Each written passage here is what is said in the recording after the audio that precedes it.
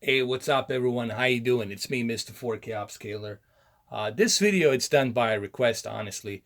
People been begging me to do this video. And obviously, what you're looking at, it's Sony X900E and the Xbox One X. People have asked me to go ahead and explain some confusion that there might be between video fidelity on the Xbox One X. Now, what's the video fidelity? Video fidelity, it's a color compression, color depth. How much of the color do you want to compress? But please do keep in mind, it's not going to take any effect onto your 10-bit television because your 10-bit television has a certain measurement of color gamut that it cannot go above that color gamut. Okay, color gamut means measurement of the color bits. All right, and it cannot go above that 10-bit because this TV, it's only designed for 10-bit television. All right, meaning you cannot exceed 36 bits per pixel 12-bit. So what you want to do is you want to avoid video fidelity 36 bits per pixel. Okay, I could go for an hour talking technical jargon trying to explain this to you, but I'll explain it to you in a basic term. Currently, as of 2018 June, there are no 12-bit televisions and there are no 12-bit electronic devices. All right, they don't exist as of recording 2018 June 2nd of this year and a month. There is no 12-bit television. So you need to forget about this. Forget about this 36 bits per pixel 12-bit. You can't use this. All right. And why would you want to select this to begin with? Because your television, it's not made for this type of bits per pixel. Okay, you're forcing something that your TV can't handle. And not only is it going to be an issue for your HDMI, but also it's going to be an issue for your HDR as well because you're forcing something. Didn't I explain this to you guys on the Apple TV 4K, why the match content is so important? So that your device and your HDMI can communicate between your TV processing and your panel and your device so they can output the proper matching color. So what you want to do, you want to select 10-bit, 30 bits per pixel, 10-bit. So select 10-bit. Why 10-bit?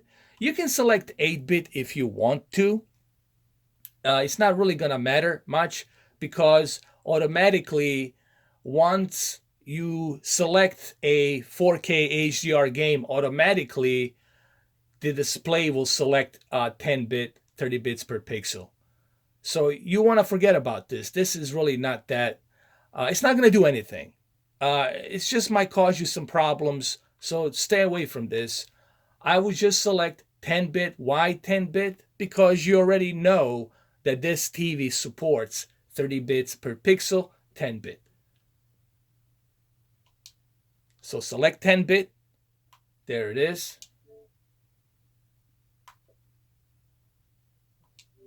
Now, when it comes to the connection, what type of connection should you select? Now, majority of you would probably go to HDMI and say, yeah, leave it at HDMI. But I don't recommend that you do that. I recommend that you go to auto detect, let the Xbox through HDMI chip detect what's the best bandwidth output, okay, of that data to be transported to your TV. So leave it on auto detect. Recommended auto detect. Now, color space, same thing here. Don't want to use PCRGB, okay? Why would you want to use PCRGB? because you already have 10-bit. RGB, it's for mainly for the monitors. Majority of monitors, they're 8-bit. They're either RGB or sRGB. They're 8-bit monitors, okay? Now these newer monitors are 10-bit, okay? So you want to make sure you select standard recommended. So this is what I recommend for you guys to do here. And there shouldn't be any confusion between the 12-bit, 36 bits per pixel, and 10-bit. Remember, your TV does not support. There are no TVs currently, as of this recording, that supports 12-bit. That's down the future, down the road. All right? But currently, right now, we're at this. I don't care if you have a Z90. I don't care if you have the E8, C8. I don't care if you have a Q9F that's 77-inch and you spend $5,000 on it. I don't care. They're all 10-bit panels. End of story. Okay? They cannot go any higher than 10-bit. That's the maximum. So you're going to select 10-bit. You're going to select your display connection automatic and your color space standard, which is recommended. Now, as far as resolution, obviously you want to select 4K UHD, so you select 4K UHD. As far as the video modes, I would check mark all of these, of course, but I think they're going to be check marked for you automatically anyway, because automatically your HDMI will detect that your TV supports 4K and that it allows HDR and it allows 24 Hertz and 50 Hertz. And it's also allowing the YCC 422, meaning that it allows a high speed and much higher chroma upsampling. This means that your TV is 10-bit and it's a HDR, wide color gamut TV. All right? If you had an 8-bit only TV, you wouldn't be able to see this. This will not show up 422. 422 means that you have a high-speed cable and that the chroma upsampling can be higher. All right. Now, some of them, they have 444. That will show up if you have a ultra high-speed cable. So make sure you select all of these.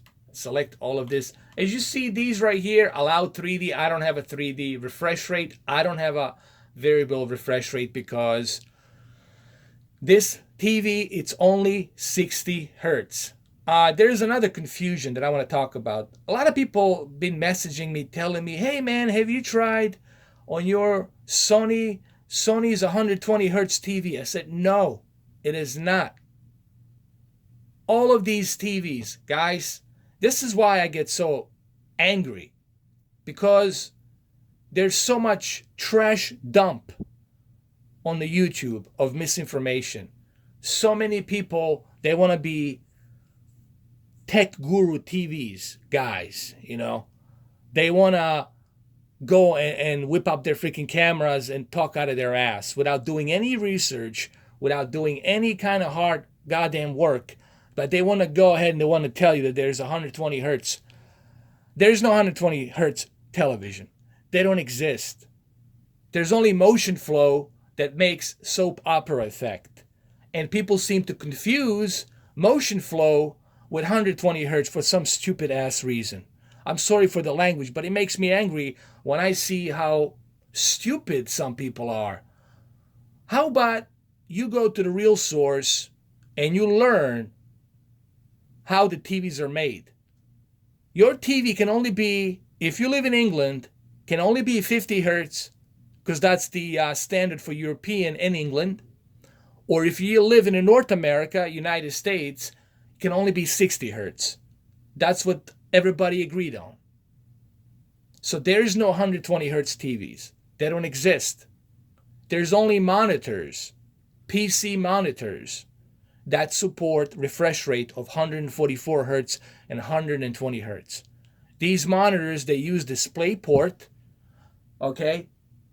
via G-Sync, NVIDIA, or FreeSync, but they support 144 hertz refresh rate.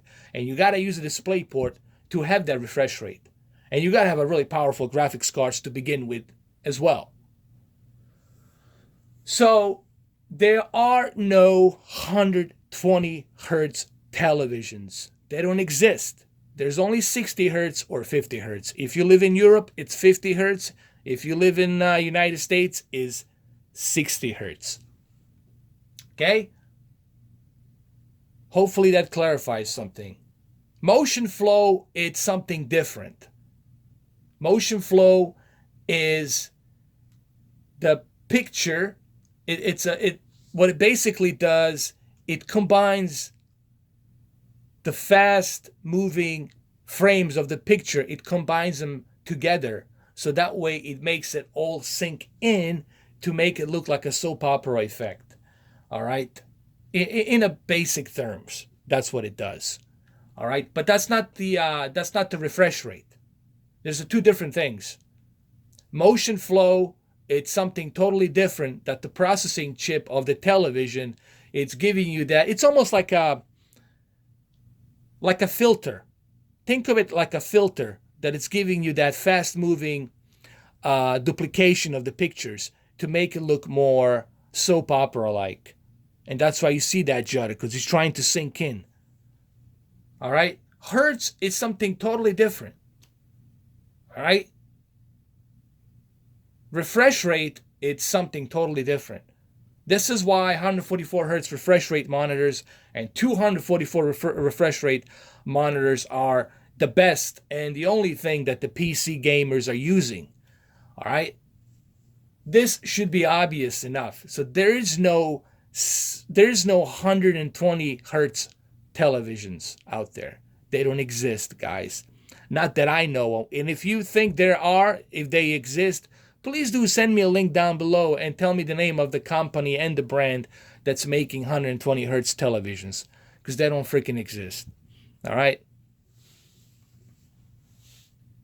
So everything here you should select check, because it's letting you know. You see this here? All of these things, they're highlighted. It's letting you know what your TV is capable of and what your TV can handle. Another way for you to double check to see what your TV can do is go right over here on your right where it says 4K TV details. You click on it, and it's going to tell you everything in green that's checked mark is going to let you know exactly what your TV can handle. All right, so what do we see here? What does it say over here on the top? I'll read it for you. Your TV supports 4K UHD 60 hertz. Get it? It only supports 60 hertz. There is no such a thing as 120 hertz. I don't know why people keep sending me messages telling me your Sony supports 120 hertz. Use it with your Xbox. No, there's no such thing. There's only 60 hertz. Okay? If you live in the United States. If you live in Europe, England, it's 50 hertz.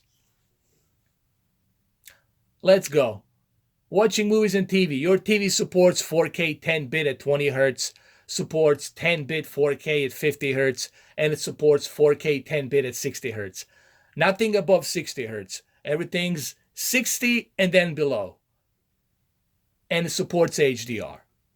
Your TV setup supports up to native 4K for gaming, and it supports HDR. Your TV supports capturing 4K game clips and screenshots. Your TV supports capturing HDR game clips and screenshots.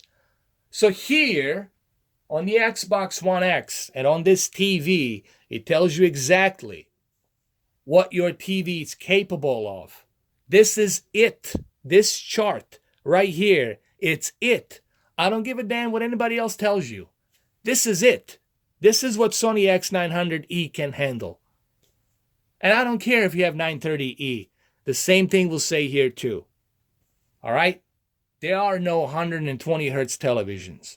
They're all 60 hertz. Okay? The only difference between this television and 930E The X1 Extreme Processing chip handles the Motionflow soap opera effect, which no one cares about. Handles a little bit better, so there's less judder, because it duplicates the imagery to make it look fast moving. So that way you don't see as much of that judder. Hopefully you guys are learning something here. I really do hope, because I don't want to make this video again and again, and I don't want to type this in the comment sections down below and waste my time. This is basics, guys. You should know this. All right? There's no 12-bit televisions. There's two things I want to say. There are no 12-bit television as of this recording, June 2nd, 2018 year. There are no 12-bit televisions. There are no 120 hertz televisions. No 12-bit, no 120 hertz televisions. There's only 60 hertz for United States, North America region, or 50 hertz for European region. That's about it. That should be explained. And this television, it's 10-bit. So you can forget about that 36 bits per color on 12-bit. You can forget about that because this TV only supports 10-bit. All of your 4K TVs support 10-bit. I don't care if you have Z9D, 930E, Q9F, C8, E8, B8. I don't give a damn which one of these brands you own. They're all 10-bit 4K resolution. End of story. Unless they come up with something else that's 12-bit, then we'll talk. Which will happen, I'm sure, in the future. But until then, you're stuck with this for now. I'm sorry if I'm being a bit harsh the way I'm doing this video, but I have to be like this, so that way you guys understand this. Understand it. Don't just memorize it. A lot of people seem to memorize shit without understanding what it means. All right? First, learn what the bits are and how the color gamut's being measured. Learn that. Learn about the RGB, what the RGB stands for. Don't just memorize it. Learn about YUV 420 and 422. What's the chroma stands for? You have to understand it before you can have some knowledge. You can't just memorize something and it's just like, oh, I memorize it. The mistake majority of you are making, and I see this, and I don't want to get involved. I don't need goddamn drama. I'm too busy for the stupid drama to deal with, especially on the internet. But if you only memorize something, but you don't understand it, you're going to fail. You will never ever understand it because you failed to understand it.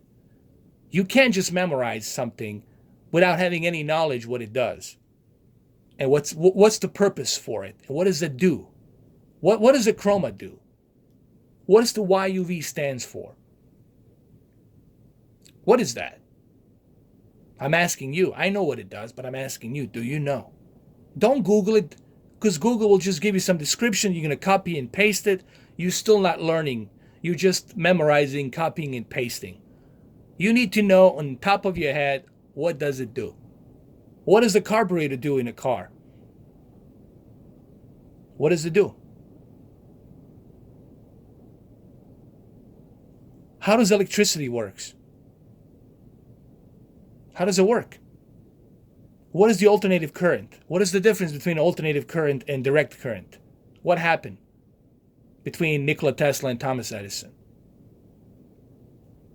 What's the copper for? Why they use copper so much? I mean, all of these things, you gotta understand it, man. You can't just memorize shit. And YouTube and internet, it's a trash dump of garbage out there that's floating around with a lot of bullshit misinformation. And for those of you who are young, who are still in college, I'm 40 years old, okay? I've been around. You guys are still in college, out of high school, probably a teenager, and you have no clue. how this shit works. But you hear somebody say something and you think that's what it is without having any understanding of factual information of what it does. You gotta understand it before you can memorize it. So I would wish that you guys would rather understand it instead of just memorizing something that somebody says. Okay? So hopefully you guys learned something from this video. And I apologize that if this video may be a bit too aggressive. But as a teacher, okay, I don't want to call myself a teacher. Ralph Perez calls me a teacher. Cheers, Ralph Perez, my brother from Tampa. But that's what I'm trying to do. I'm trying, like a drill sergeant, I'm trying to explain to you so that way you understand it. There are no 12-bit televisions. There are no 120 hertz televisions. There's only 10-bit televisions with a better processing chip and higher LED backlit peak brightness and a wider color gamut. Okay? That's about it. But they're all 10-bit. They're all 10-bit televisions. All right, well, there you have it, guys. Hopefully this helps. And hopefully you learned something. Take care. Have a good one.